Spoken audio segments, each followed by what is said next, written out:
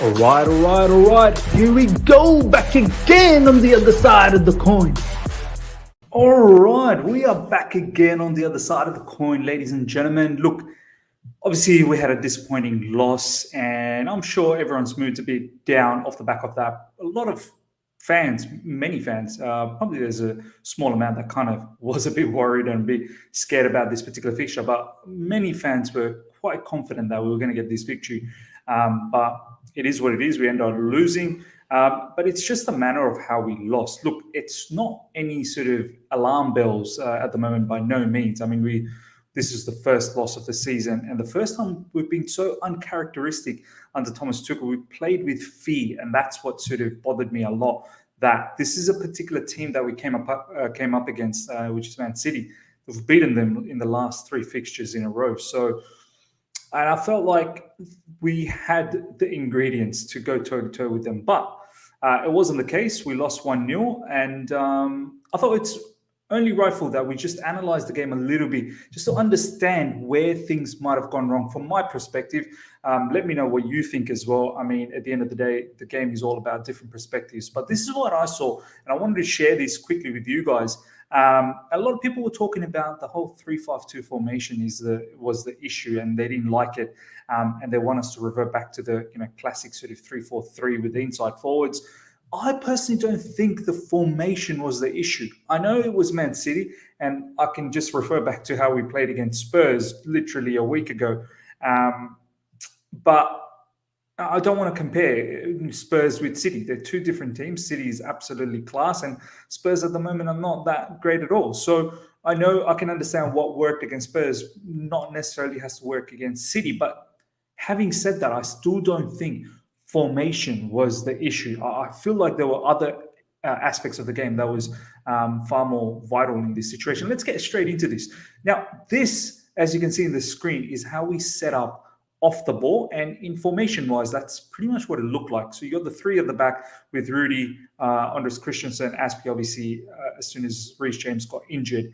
Silva came on in the middle, and Andres Christensen shifted to the right, and Aspie went to the right wing-back position. So we had a block of 5 at the back, and then in front of them, you had the 3, Kovacic, Jorginho, Kante, and then in front of them, Werner and Lukaku. And as you can see in this particular formation, the whole idea, and I don't mind this idea, this is where I want to start the whole conversation from, right? We were trying to block off any sort of half space. So the space between Alonso and Rudy, you've got Kovacic sort of marshalling that area. Then you've got the 3 CBs, as I said, Rudy, AC, Aspie, and Jorginho was sort of, shifting from left to right, just covering not gargantuan spaces. It wasn't covering heaps of space, but just the space between Kovacic and Kante, and basically covering in between Rudy and in between Andres Christensen and Aspie in the beginning, obviously Thiago Silva later on. And Kante was doing the same thing on the right side, where he was covering the half space between Azpilicueta and Reece James before he got injured. And then Timo Werner basically in between Kovacic and Lukaku, basically just cutting down any sort of passing lanes and not allowing City to have that breakthrough and then opening us up. And in all fairness, to be honest, in that whole game, it's not like we got sliced open before they obviously scored in the second half. Obviously, once they scored in the second half, the game did open up a little bit more, and that's quite understandable. We're chasing for the equalizer, and it did open up. Now, the issue I had with this sort of scenario was that it looked like we had a game plan, which was always, look, we're going to try and build up from the back. We're going to soak up the pressure. We know that City are going to press hard, but we are very confident with our build-up, and we'll be able to build from the back and then explosively sort of move forward in this sort of manner. And then Alonso and Reece James and everyone else sort of goes up accordingly. However, that wasn't the case. We were pressed so immensely by Man City. We were literally pinned back. And as soon as we wanted to build up, and generally we build up from either left side or the right side or through the middle, whatever the case was, let's say we wanted to build up from the left side, literally you'd get the Man City players in numbers, and they pressed in unit. they would press Alonso. They would have Alonso's passing lanes completely covered. They'd have man on cover. They'd have a man on Jorginho. And they just pressed in a unit so much so that you were just forced to go long. And once you went long, they won every second ball because Timo Werner is not a target man. Yeah, we could have gone for Lukaku, but Lukaku was marshaled by Ruben Diaz and Laporte magnificently, and that's the other issue. Diaz had a fine game, in my opinion. The way he tackled, the way he man marked, the way he pressed and made sure Lukaku simply didn't go away. Same with Laporte.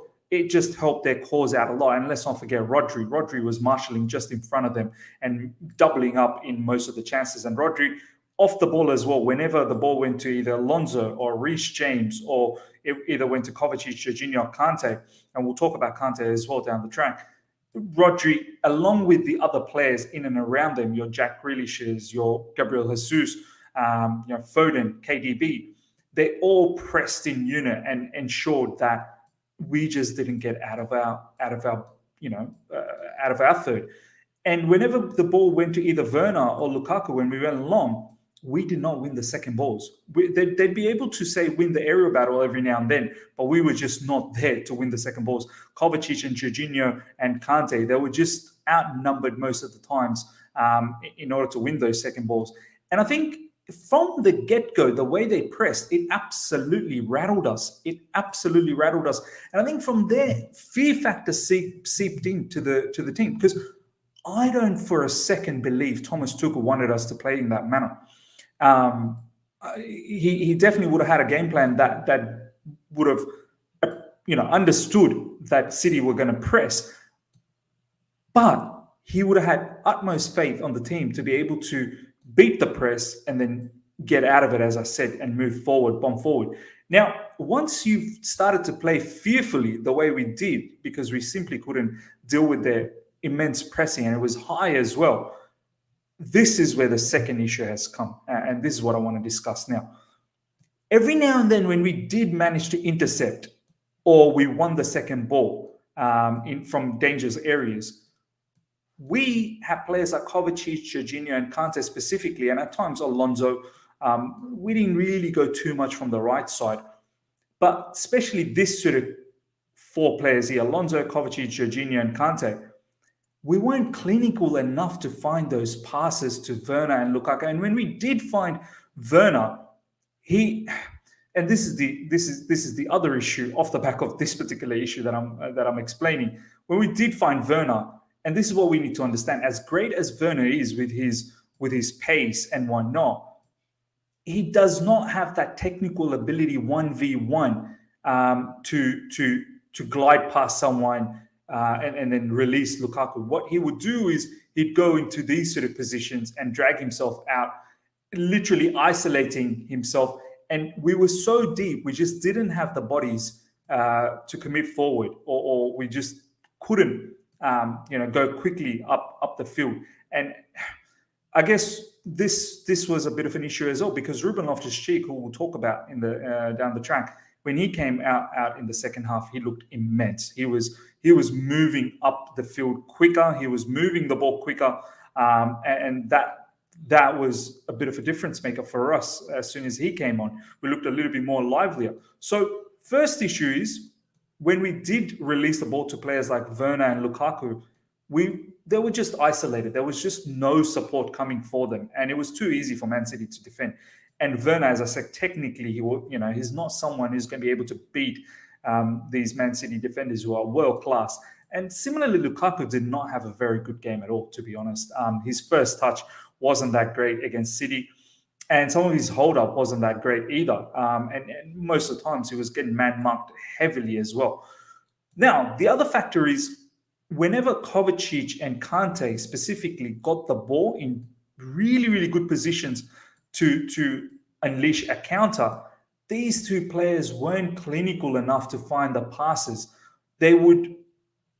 Kante specifically, several times missed golden opportunities to release Timo Werner or Lukaku and just could not execute the pass.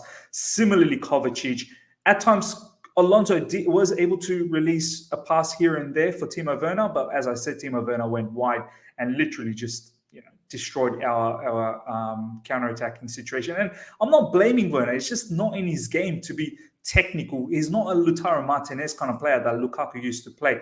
So yeah, this is why I feel so. As explaining this particular issue, first issue, obviously, we got pressed out of our backside. Second issue, when we did make interceptions or when we won the odd second balls, we just did not have passes, clinical enough to find the players up front.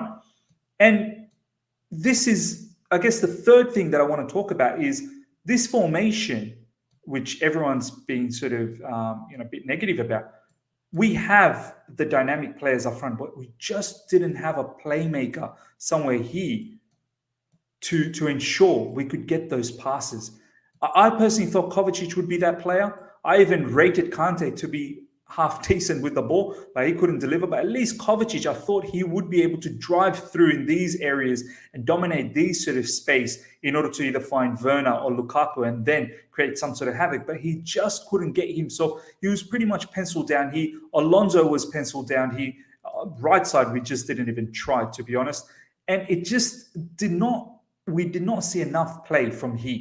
We did not see enough bodies in these areas supporting our strikers. And this is where I felt the final issue was for us, that not only we got pressed out of our backside, we did not have the clinical sort of passing. And the third thing is, whenever we did get that opportunity to bomb up, there was no support. It was literally like this, when essentially you need few more bodies to come in and support the front two. So for me, the bottom line is, ladies and gentlemen, I don't think it's the issue of the front two. We did not have support either, just behind them. And clinical support, I'm talking about playmaker support. These players did not get into these sort of positions often enough to create the playmaking situation for us. So that's how I saw the game. At least when Ruben Loftus-Cheek came on, let me just put this in. And we're going to do a totally different video on Ruben Loftus-Cheek, because that's another tick mark for him. He had a fantastic game against Aston Villa in the Carabao Cup, followed up with a great cameo against Man City. Ruben Loftus-Cheek, when he came in, he was so, the desire, his technical ability, his physicality. He would get the ball from these sort of areas and drive forward and get to these areas or these areas here. And he wasn't scared to take the Man City players on 1v1. And he's got the pace to do that as well. He was just looking so busy.